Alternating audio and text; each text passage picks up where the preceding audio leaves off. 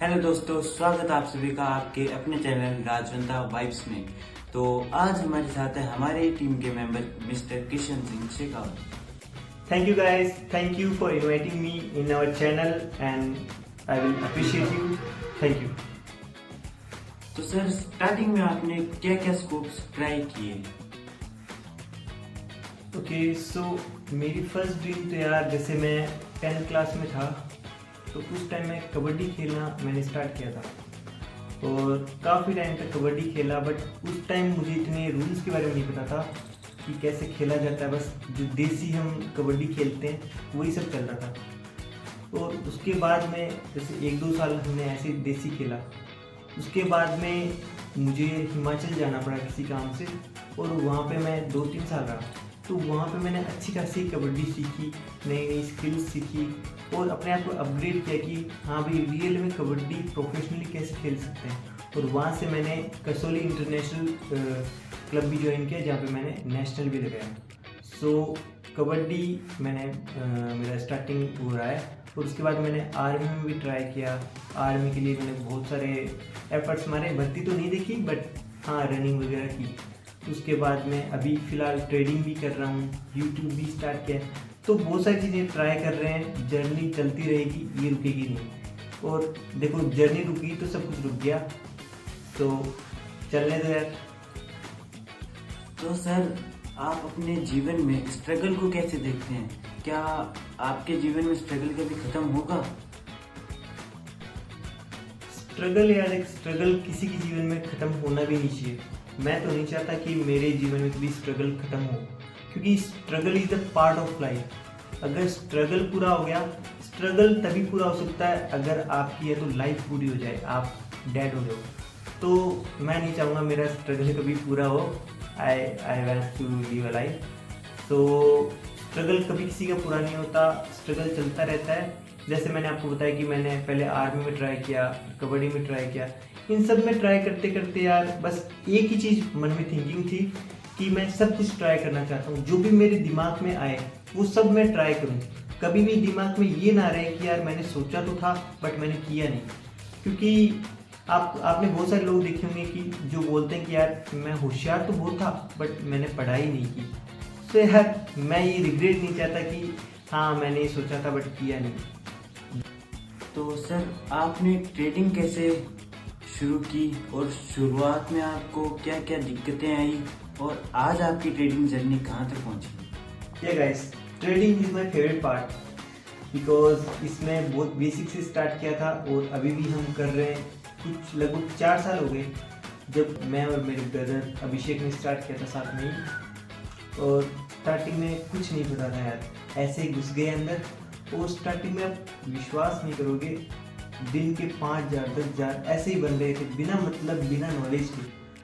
सो हमने सोचा यार वाह भाई अभी तो फॉर्च्यूनर बुक करा लेते हैं। और भाई मतलब ऐसे दिमाग में ऐसे चल रहा था अभी बंगलो बुक करा लेते हैं, ये करा लेते हैं, वो करा लेते हैं। और बहुत सब कुछ सोच लिया था। 5-6 दिन बाद में जिस दिन कोरोना एग्जैक्ट न्यूज़ फैली थी उस दिन मार्केट पूरा डंप हुआ था। और उस टाइम हमने पैसे लगा रखे थे, समथिंग 1 लाख के समथिंग लगा रखे थे। और विद इन 5 मिनट 1 लाख रुपए साफ हो गए। तो आप समझ सकते हो यार क्या बीती होगी उस टाइम। अभी मैं बस रो नहीं रहा हूँ, इमोशनल पूरा हूँ, ठीक है, इस चीज़ को बताते बताते। उसके बाद में दूसरे दिन हमने सोचा कि यार अभी 1 लाख रुपये डूब चुके हैं, वो भी पापा के, तो क्या करें, इनको वापस कमाते हैं। तो इसके चक्कर में 50,000 जो प्रॉफिट कमाया हुआ था वो हमने लगाया और वो भी साफ। सो भाई एक्सपीरियंस तो ऐसा रहा है कि ना ही पूछो तो बढ़िया है। इसके बाद में हमने एक भी पैसा नहीं लगाया। और उस टाइम तो भाई हालत ऐसी हुई थी कि मन में सुसाइडियल थॉट्स आ रहे थे कि भाई ख़त्म करो सब कुछ। But thank God, I love my father. मेरे पापा ने मुझे उस टाइम सपोर्ट किया और उनकी वजह से ही मैं कम बैक कर पाया इसके अंदर। और फिर हमने लगभग 3 साल तक लगातार मेहनत की। हमने एक भी पैसा ट्रेडिंग के अंदर नहीं लगाया।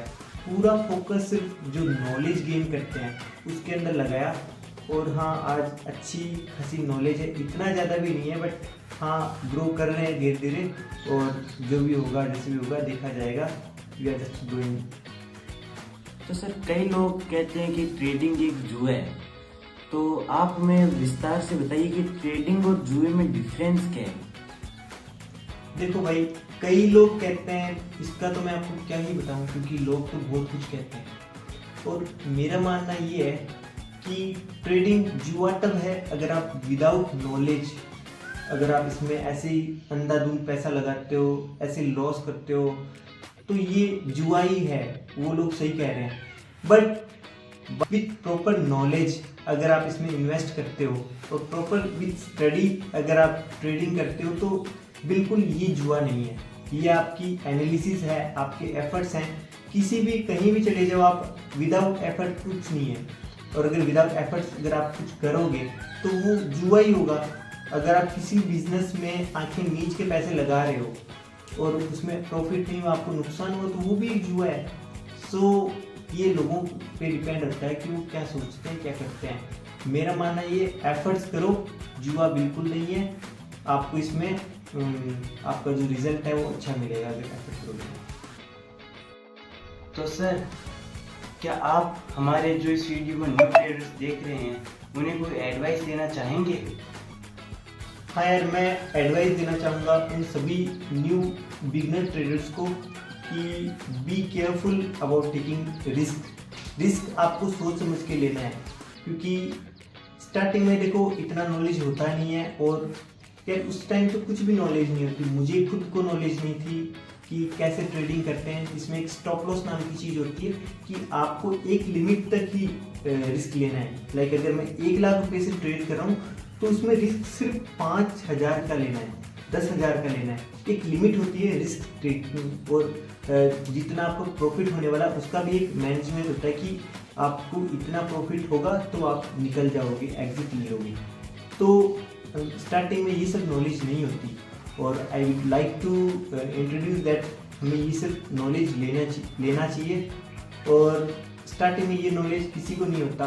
अगर आपको ये नॉलेज चाहिए तो आप सिंपली हमारे जो चैनल है ट्रेडर सिंह 777 उस पर क्लिक करके और फ्री ऑफ कॉस्ट नॉलेज ले सकते हो जितना भी आपको चाहिए।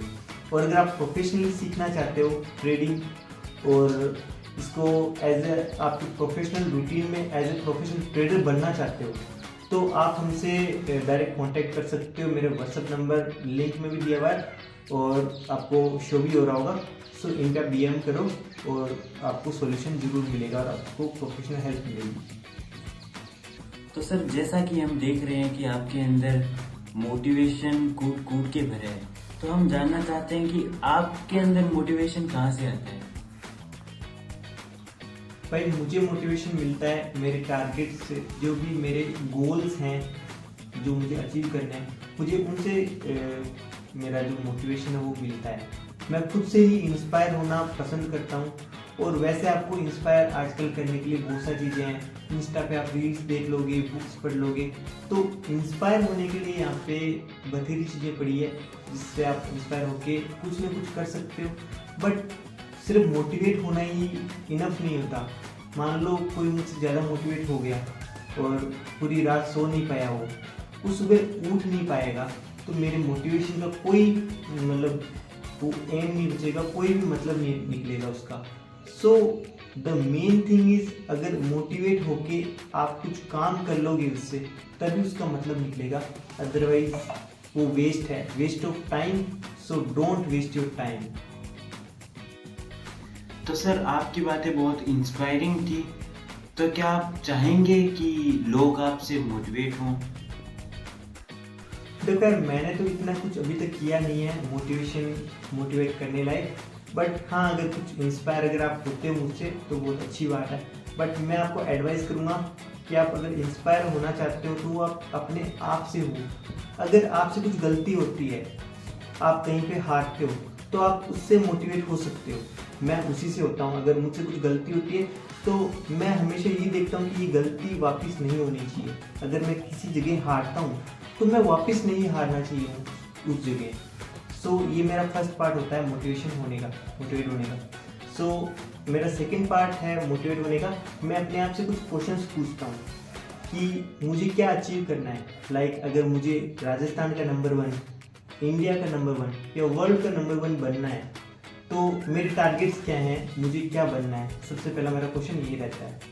मेरा सेकंड क्वेश्चन रहता है कि जो मुझे बनना है उसके लिए क्या मैं प्रॉपर एफर्ट्स मार रहा हूँ, पूरे जो भी उसके अंदर एफर्ट्स चाहिए क्या वो मैं पूरे कर रहा हूँ, मैं अपना जितना भी पोटेंशियल यूज़ कर सकता हूँ क्या मैं वो पूरा कर रहा हूँ। अगर इसका आंसर नो है तो मैं कभी भी अचीव नहीं कर पाऊंगा अपने टारगेट्स को। तीसरा मेरा अपने आप से क्वेश्चन रहता है कि जो भी मैं एफर्ट्स कर रहा हूँ क्या वो सफिशिएंट है। लाइक जो भी मैं कर रहा हूँ अगर सफिशिएंट नहीं है, इसका आंसर अगर नो आता है किसी भी चीज़ का, तो मुझे क्या करना चाहिए, मेरे जो एफर्ट्स हैं उनको डबल करना चाहिए, ट्रिपल करना चाहिए।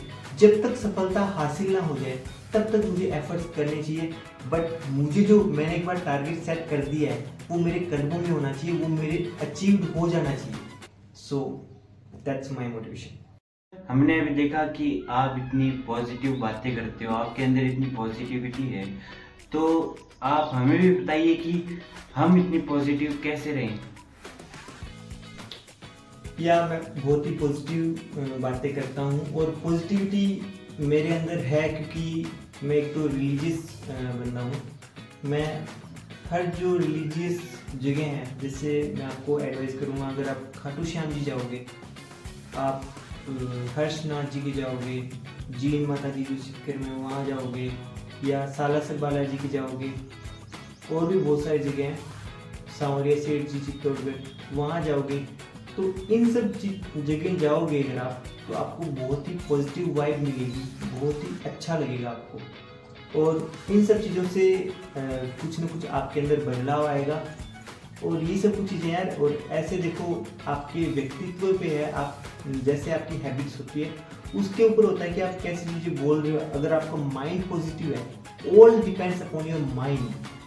अगर आप अच्छा सोचते हो तो आपके साथ अच्छा होता है, बुरा सोचते हो तो बुरा होता है। सो सारे कंट्रोल्स आपके माइंड के हैं, कैसे आप अपने माइंड को कंट्रोल करते हो उसी पे डिपेंड होता है। तो सर आपकी बातें हमें बहुत अच्छी लगी, जो आपने इतनी बढ़िया बढ़िया इंस्ट्रक्शंस हमें दिए, हमारे एकदम माइंडसेट को उसने सुधारा है। तो धन्यवाद आपका, आपने हमारे लिए इतना कुछ किया।